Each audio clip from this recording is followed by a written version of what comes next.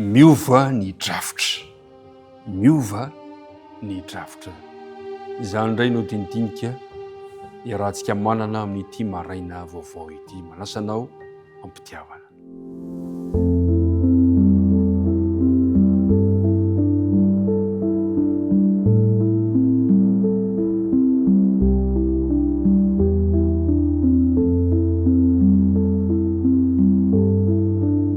Tafahoana somatsara indray isika miaraka andinika ny ten'Andriamanitra, miarabanao minaran'i Jesosy Kristy, ilay tompo sy mpamonjy antsika, ary dia tonononao anao ny fiadanany mba hanjaka ao am-ponao sy ny ankohonanao.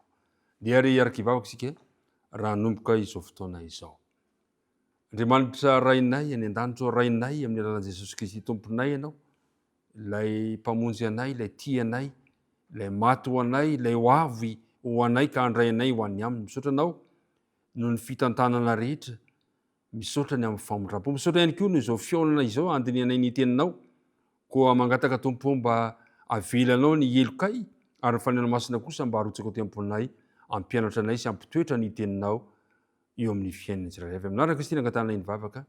Amen. Miova ny drafitra.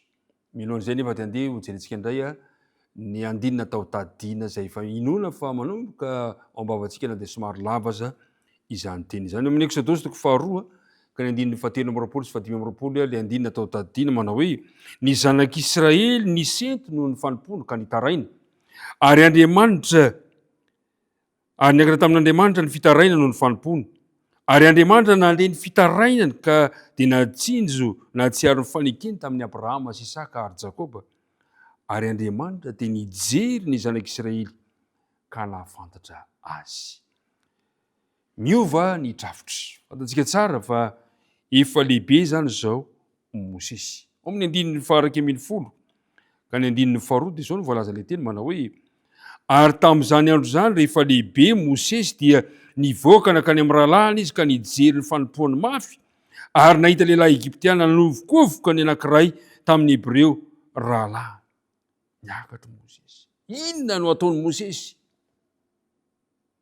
Hitaza-potsiny amin'izao fampahoriana zao mahazo ny rahalahiny zao fa izy. Hilefotra amin'ny fakapahana any Egypta sy ny fafinaretany lapa fa izy. Samba hiomby-pahoriana amin'ny vahoakany. Tsela dia nanery azy andray fanapa-kevitra ny zavatra nitranga. Inona ny fanapa-kevitra niraisin'ny Farao, niraisin'ny Mosesy? Andininy faharoa ambin'ny folo. Dia nierikerika izy ka no nitany fa tsy nisy olona, dia novonoiny ilay Egyptiana ary nasitriny tao mifasika ny fatiny. Dia metraka fanontaniana manao hoe: ao anatin'ny drafitr'Andriamanitra ve namonoiny Mosesy ilay Egyptiana? Azo antoka ny valiny fa tsia. Tsy tao anatin'ny programan'Andriamanitra. Kanefa rehefa tena jerentsika amin'ny fizorony tantarany Mosesy, dia tanteraka ny tenin'ny Paoly amin'ny Romana toko fahavalo andininy fahavalo amby roapolo manao hoe: fa ny zavatra rehetra dia miara-miasa hahasoa izay tian'Andriamanitra. Hitantsika tsara fa izay ny zavatra niseho, maty ilay Egyptiana. Fantatrao ve ny zavatra nitranga? Tsy ela taorianan'izay reny Farao ny toe-javatra nitranga. Zao no voalaza ao amin'ny Exodosy toko faharoa ka ny andininy fahadimy ambin'ny folo manao hoe: ary rehefa reny Farao zany zavatra izany, dia nitady hamoana Mosesy izy. Jereo ny zavatra nitranga, tsy ela akory ny fanapa-kevitra. Navoaka ny didy hampamonona ny Mosesy. Inona ny zavatra nataony Mosesy?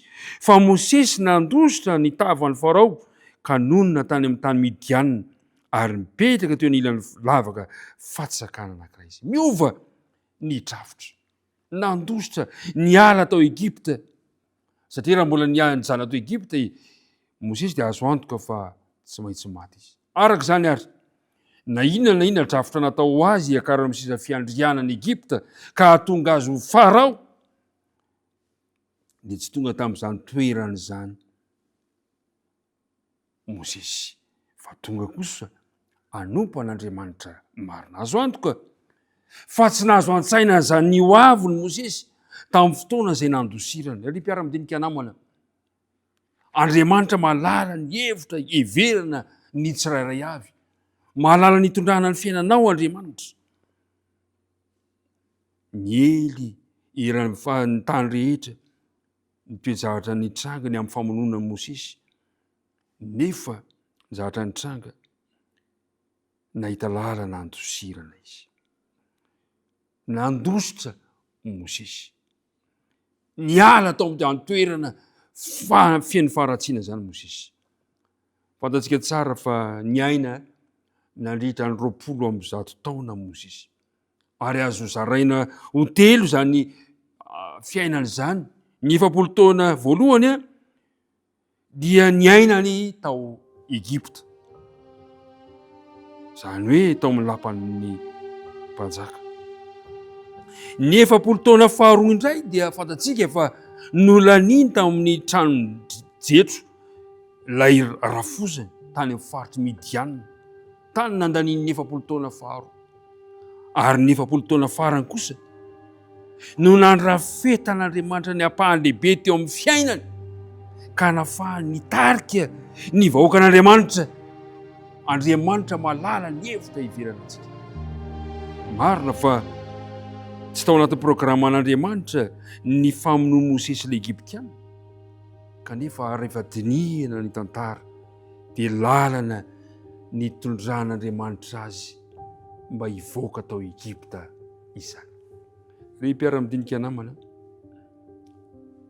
efa nisy fotoana ve natsapahanao fa miova koa ny drafitry ny fiainanao teo amin'ny fiainanao, ka ny afahataranao natsapahanao fa tena nitantana ny fiainanao Andriamanitra? Ry mpiara-mianatra namana, tadidio ary aoko samy manaiky isika fa tena manomana drafitra hitondrana ny fiainantsika Andriamanitra.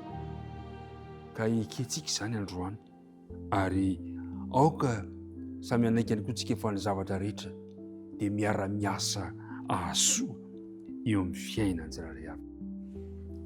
Andriamanitra rainay any an-danitra misaotra anao izahay no ny fotoana nahafahana niaraka nandinika ny teninao teto androany, ka nampahafantaranao anay fa indraindray dia mety miova tokoa ny drafitra eo anoloanay tahaka ny an'ny Mosesy izany, kanefa ny zavatra rehetra dia miara-miasa ahasoa, ka ianao no itokinay, ianao no ianteheranay, ianao no mpamonjy anay.